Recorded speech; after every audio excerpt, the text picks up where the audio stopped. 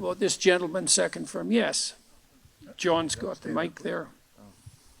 Thank you. I don't want to look behind me how many people are here because I'll get a bit nervous to ask this question. Also, this may not apply to many, so I expect your answer might be a bit short. I'm a vet and currently serving police officer in WA, and I've got PTSD, and I'm at the Marion Centre, which is a mental place, and they let me out today. Oh, yeah? Legally. I just wanted to ask you, how do I move from day-to-day hedonism and ideations and risk the hope and cautious optimism of a long-term life with the conditions I currently have, or for anybody who might be having complex PTSD and living day-to-day? Well, I mentioned this program that I have online, this self-authoring program. One thing you might try doing it. So so it's got 3 parts. The first part is a guided autobiography. And what it asks you to do is break your life down into 7 epochs and 7 stages. Sometimes people do that by relationship or by year or by occupation, however you choose.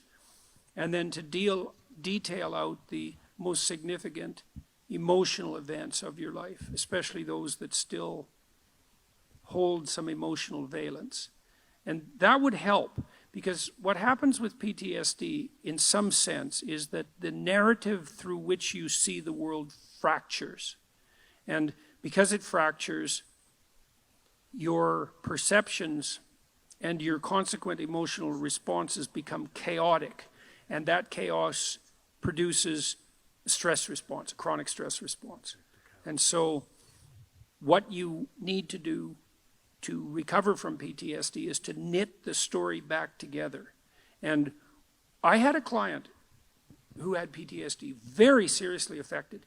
She was only 17, and she was so fractured that she was diagnosed with severe schizophrenia. And when I first saw her, she could barely talk, and she could barely focus her eyes, and she would move her hands up and down, and I could, like she was grasping for something. And I asked her why, and she said that she could see lines in front of her and that she was trying to interact with them. I mean, when your perceptions are fractured, you're in pretty rough shape. And it turned out that she had been terribly bullied by a boy whose amorous advances she had rejected, and he set out to make her life hell, and certainly succeeded. And I had her walk through this past authoring program in the course of therapy. And she could hardly write to begin with. And we went through her life right from the beginning. And as we went through it, she got more and more coherent. And by the time we had brought her up to date, including walking through this catastrophic bout of bullying and the school's absolute inability to do anything about it, she had glued herself back together. So the other thing I would carefully recommend, especially if what traumatized you happened more than 18 months ago, is that you spend some time either writing about it, or another thing to try is just before you go to sleep, bring the memory to mind, and not enough to push you farther than you want to go, but as vividly as you can, and then let it go. Like, don't push yourself harder than you can. You'll see, you want to initiate a process of active engagement with the dragon that burned you, fundamentally.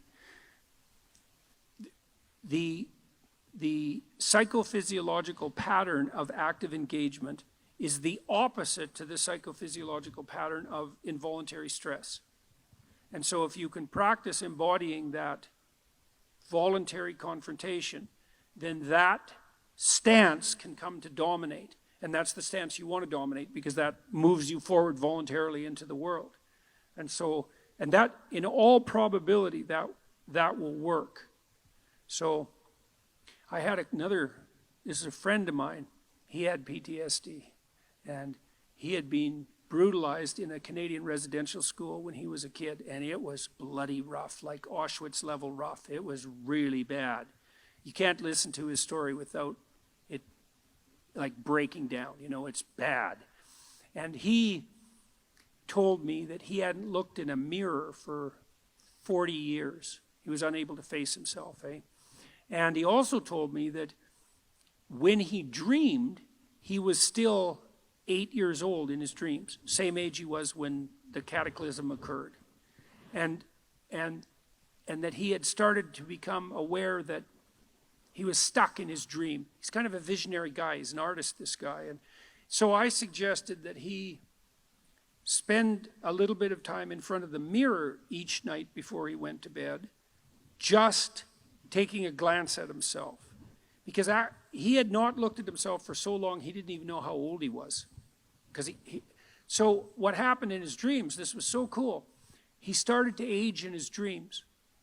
So instead of being stuck at 8, then he was 10, and then he was 12, and eventually, he did this for a number of months, eventually he got as old in his dreams as he was in real life. And what that meant, like imagine your dream image it's the representation of yourself in imagination. And if it's stuck 50 years in the past, then your self-concept is in some sense hasn't been updated for that period of time. Just that process of voluntary engagement, which was him being willing to look at himself in the mirror, despite his shame, his deep shame at what had happened to him, that was enough to pull him back together. So that should work. That should work, The other thing with PTSD, it's also very useful to develop something approximating a sophisticated philosophy of good and evil, because people generally have PTSD because they've been struck by something malevolent. And so it's not just tragedy, there's malevolence in it. Reading, there's a couple of books I'd recommend. One is called Ordinary Men. It's about a police battalion in Germany who was trained to do heinous things in World War II. It's a great book, Ordinary Men. It's a great book. And another one I would recommend is called The Rape of Nanking. And these are rough books, man. The woman who wrote The Rape of Nanking, she committed suicide. It's a rough book. But the utility of the books is that they universalize malevolence. So almost everybody who's traumatized has been either touched by their own malevolence or by witnessing it or being subject to it at the hands of someone else. And one of the consequences of that is that if you don't have an advanced philosophy of good and evil, you have no place to put the contact with malevolence. Part of the utility of the doctrine of original sin was the universalization of malevolence. So, you might say, and it's true, that there's a little bit of Hitler in all of us, and there's a little more than a little bit, you can be sure of that. And that's a pretty cataclysmic realization. And you might say, well, how can you bear that self-understanding or the revelation of that kind of malevolence in the world? And the answer is, in part, by understanding it as part of the eternal conditions of existence. The idea that the state, the sovereign of the state has an evil uncle, that's an idea as old as time. So for the Egyptians, that was Set. And the sun sets, by the way, because the spirit of Set is what devours the sun at night. And Set is the root word for Satan. And so even the ancient Egyptians knew that malevolence that it was worthwhile contemplating the existence of malevolence as an independent spirit. And that allows you to take responsibility in some sense for the existence of malevolence in your own life, but it also universalizes it so that it's not exactly about you, right? It's more a reflection of the structure of existence as such. And that can allow you to detach yourself from it a little bit, and that can be extremely useful too.